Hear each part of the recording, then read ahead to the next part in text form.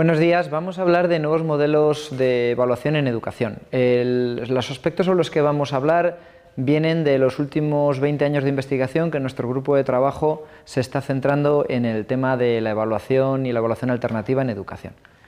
El primer tema sobre el que queremos hablar es el concepto de evaluación formativa, que últimamente, en los últimos 15 años, 20 años a nivel internacional, se está hablando más de evaluación para el aprendizaje y evaluación orientada al aprendizaje, porque el concepto de evaluación formativa, ya de tanto usarse con distintos significados, estaba perdiendo el sentido. Vamos a hablar de dos aspectos respecto a estos modelos de evaluación. Lo que intentan es superar los modelos tradicionales de evaluación, bien el que hace una errónea identificación entre evaluación y calificación, porque desgraciadamente en este país, cada vez que oímos hablar a un maestro o a un profesor sobre evaluación, realmente se refiere a calificación y única y exclusivamente a calificación. No somos capaces de entender que son dos cosas distintas con dos significados diferentes. Y la segunda cosa que hay que intentar ir superando poco a poco y cuanto antes mejor es la obsesión por la calificación. Parece que lo único que podemos hacer con la evaluación es calificar y poner calificaciones una detrás de otra para luego hallar medias. ¿Por qué este problema? ¿Por qué decimos evaluar los profesores cuando realmente queremos decir calificar, cuando nos referimos a calificar? Bueno, hay dos grandes razones. Una es el peso de la pedagogía tradicional, que algunas personas han llamado pedagogía venenosa, pero básicamente es el peso de la tradición del sistema escolar. Todos nosotros hemos pasado un mínimo de 15, 20 años en el sistema escolar como alumnos de primaria, secundaria y universidad, y cuando llegamos a las escuelas para ser profesores volvemos a encontrarnos que la única forma de evaluar que conoce todo el mundo sigue siendo la calificación.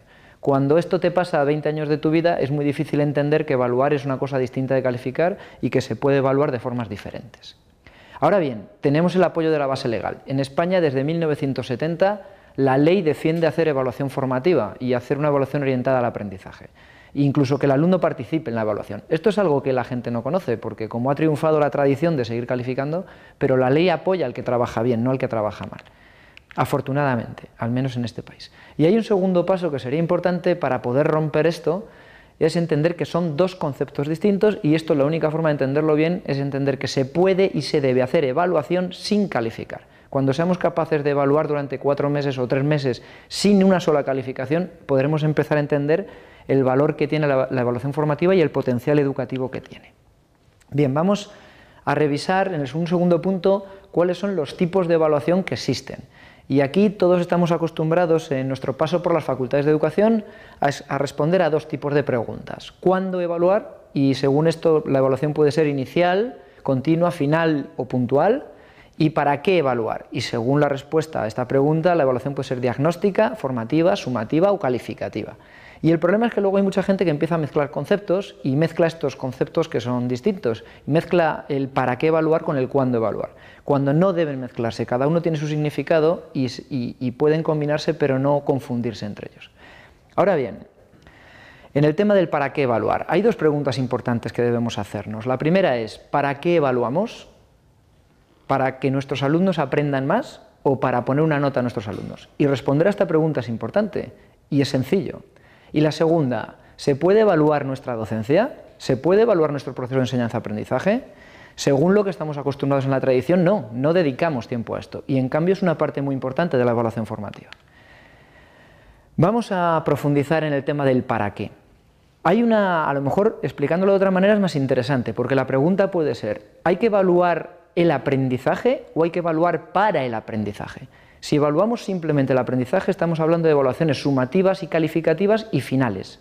Pero si estamos evaluando para el aprendizaje, estamos hablando de evaluaciones formativas y continuas.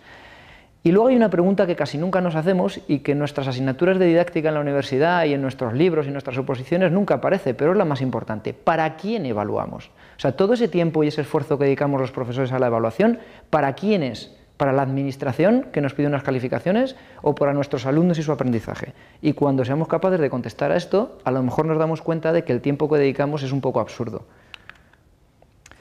El punto 3 es defender la evaluación formativa. Nuestra apuesta desde hace 20 años del grupo de trabajo y de investigación al que pertenezco es defender la evaluación formativa. Y defender la evaluación formativa implica defender tres cosas.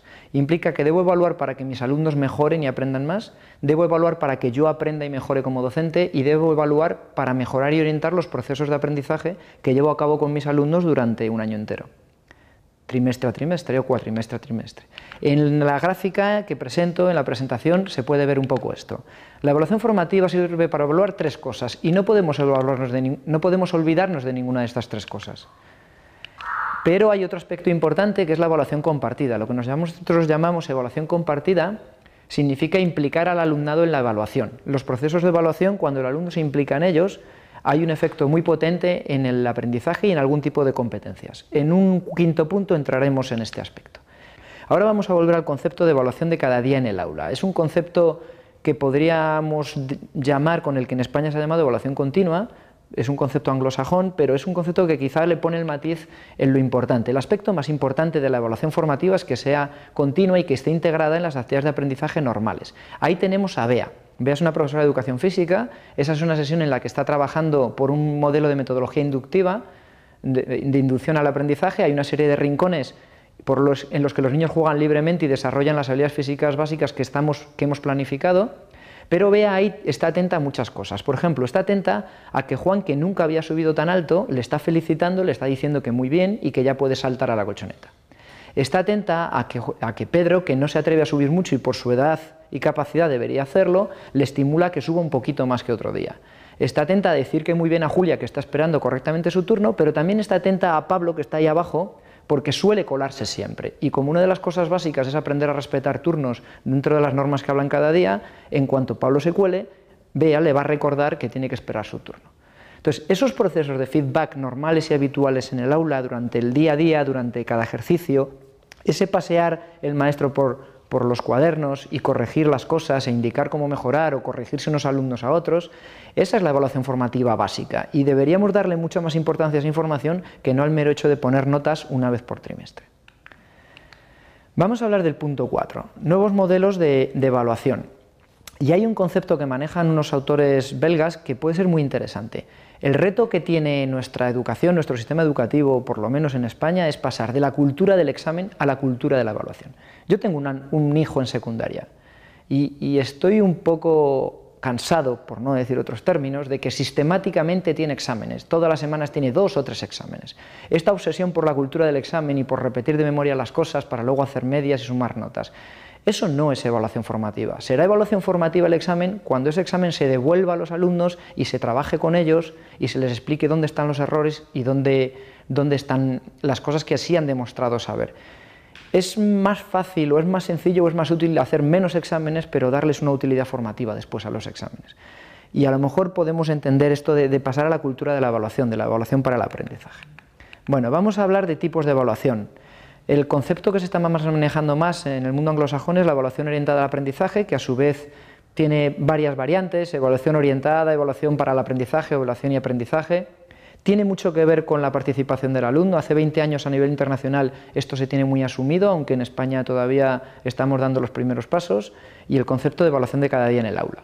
Pero todos estos conceptos nuevos en el mundo anglosajón lo meten dentro de un paraguas que lo llaman evaluación alternativa y puede verse en la diapositiva.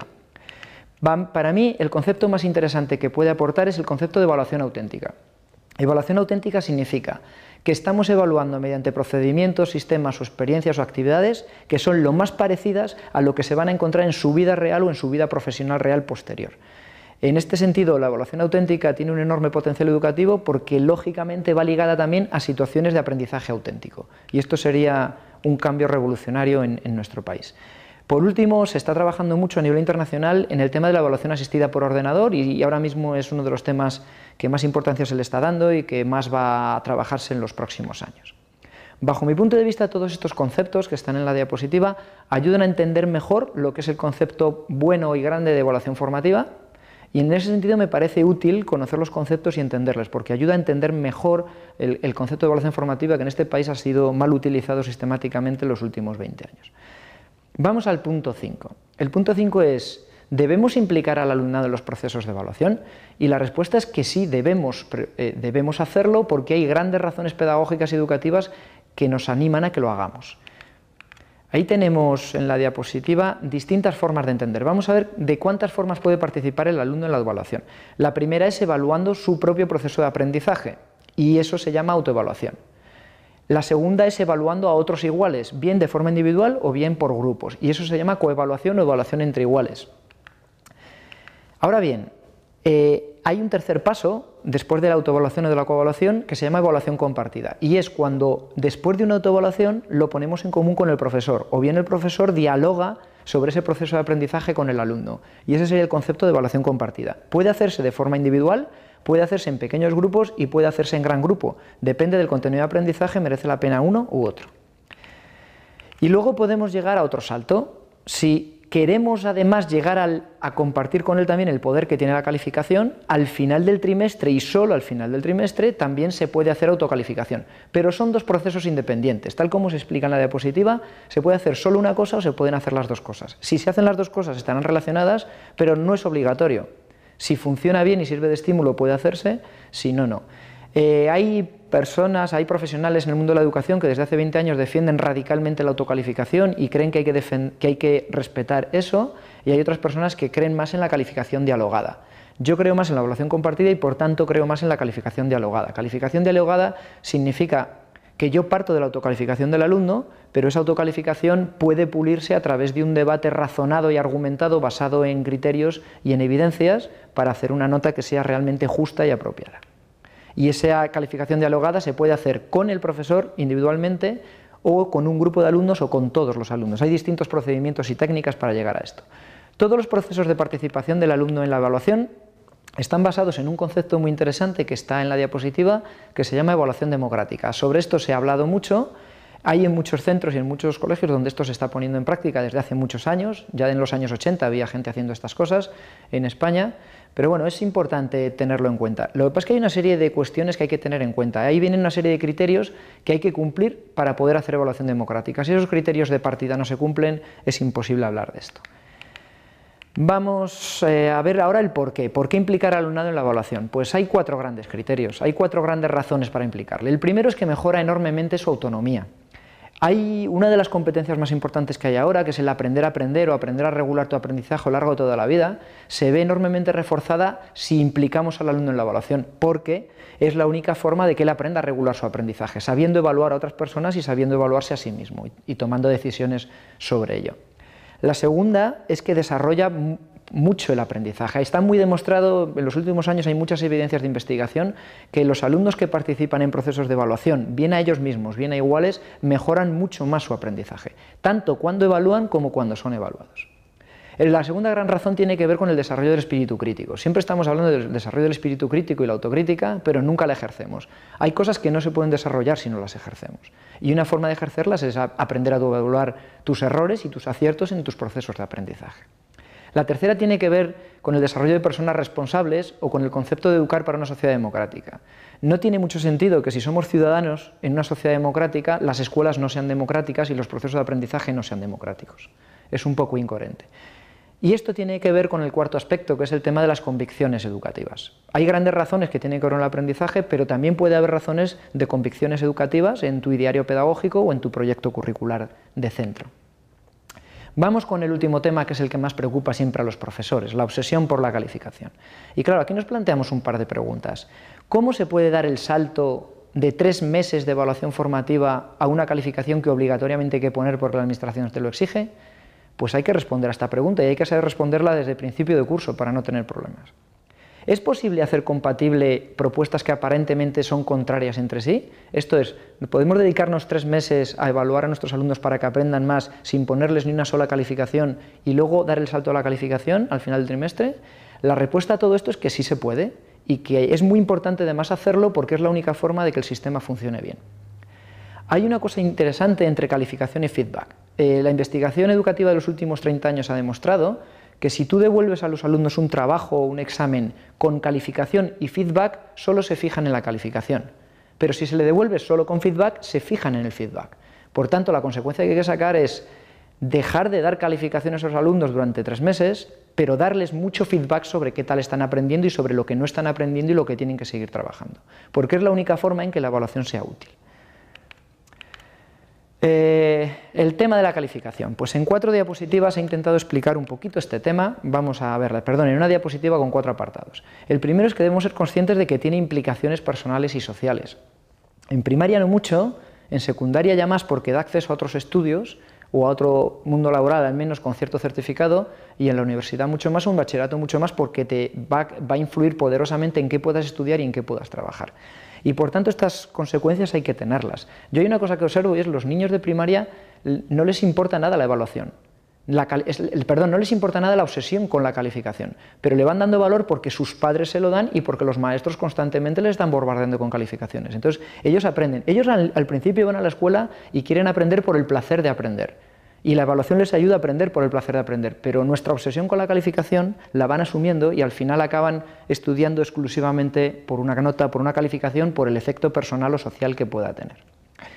¿Cómo dar el salto? ¿Cómo dar el salto? Primero, hay que tener unos criterios de calificación claros y públicos, y deben ser públicos, no podemos jugar a las adivinanzas con nuestros alumnos. La segunda, puede ser muy interesante consensuarlos con ellos a principio de año y dejar que ellos hablen y opinen y acordar. Da igual cambiar mínimamente ciertos criterios si con eso se ha generado un debate sobre qué es importante y qué no es importante y llegamos a ciertos acuerdos. Tercero, es fundamental informar sistemáticamente al alumno de cuáles son los criterios de evaluación y de calificación que vamos a seguir, porque es informarle de cuáles son las reglas del juego. Bien, formas un par de ideas. Podemos dar porcentajes de calificación a cada actividad de aprendizaje y eso a su vez luego tendrá sus criterios de calificación para poder aterrizar. Y es importante además que esto esté detallado, que esa información sea detallada y clara para que cualquier persona pueda dar ese salto, no solo el profesor que hace de mago calificador, sino cualquier persona con unas evidencias en la mano y unos criterios en la otra sea capaz de dar ese salto. Muy bien, y llegamos hasta el final con la diapositiva del si quieres saber más, algunas pequeñas referencias de trabajos del grupo. Muchas gracias, espero que les interese el tema y seguiremos hablando de la interesante temática de la evaluación y sus alternativas.